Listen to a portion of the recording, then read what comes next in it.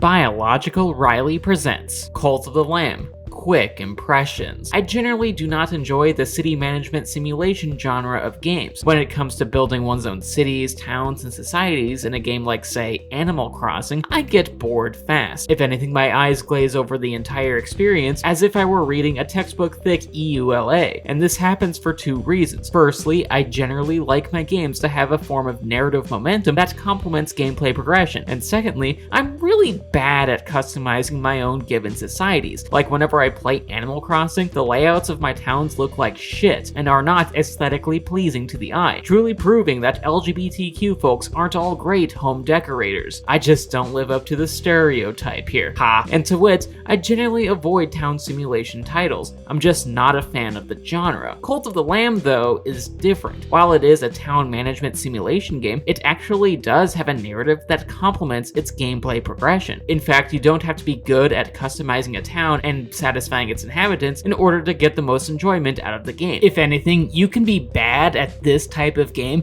and still get a lot out of Cult of the Lamb. And much of this is due to the game's stellar premise. See, Cult of the Lamb follows a titular lamb who was sacrificed by 4 dipshit deities, and in the afterlife, an imprisoned eldritch god sees an opportunity in the lamb. In exchange for resurrecting the lamb, the eldritch abomination has 2 requests. Firstly, our cute little critter must get some mutual revenge on these assholes that were the ones who murdered the lamb in the first place, as well as the ones who locked up our eldritch overlord. And secondly, the lamb must start a cult and accrue followers in order to convert them to the lamb's religion of basically worshipping Cthulhu, meaning that the lamb basically becomes the Pope of Cthulhu. And both of these goals propel the narrative and gameplay momentum forward. In terms of the actual revenge in action, the game's combat has a roguelike structure of randomized rooms and pathways, as well as different weapons, skill modifiers, and etc. that all culminates into a boss fight at the end of the dungeon. These dungeons can net rewards like new followers and resources, all things that help the player build their cult. You can build a church, mine for resources, and have a village modeled after your own fluffy image, which is on the surface pretty wholesome. But there is a catch here. In fact, there is a sinister facade. See, when you keep your cute little village of adorable critters content in good living conditions and indoctrinated into your Jim Jones Animal Crossing simulator, the citizens will gather resources, pray in your honor, and such. But if you don't keep them well fed, clean up their shit after them, literally, give them shelter, and etc., then your cult's inhabitants begin to rebel and threaten to leave, which causes our totally innocent lamb to have to commit some horrible human rights violations against these dissidents. Like, the player will start spreading the lamb's propaganda, imprisoning dissidents, and possibly even murdering them by feeding them poison. No relation. If anything, you, the player, must commit some terrible atrocities, which, to be clear, are ideas that I personally find abhorrent in reality, but in game,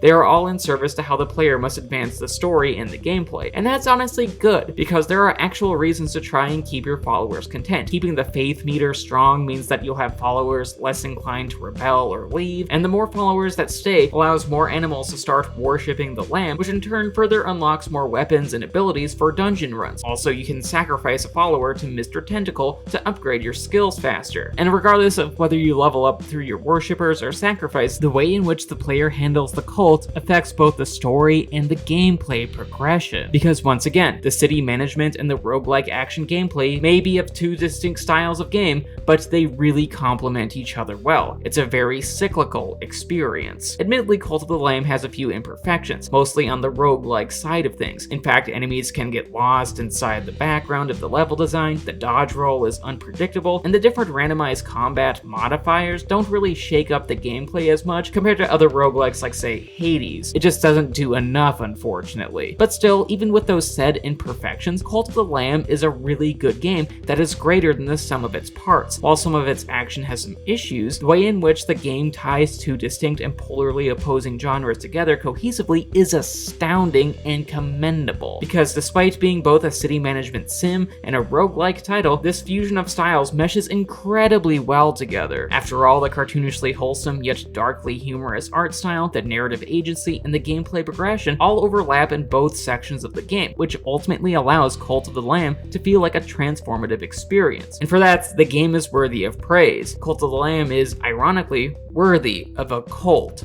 following. And with that, that was the video. I hope you enjoyed it. Please leave a like rating, share, subscribe, ring the bell, and leave a comment telling me what you think of Cult of the Lamb. Also, please consider checking out my Patreon page. $1 a month gets you onto this credit sequence, and $5 a month allows you to start making quick review requests. The link to my Patreon is in the description. And speaking of Patreon, I just want to thank my patrons, particularly my high tier ones in David, Samantha Devlin, Mom, and Morgan. Thank you so much for supporting what I do. Love y'all.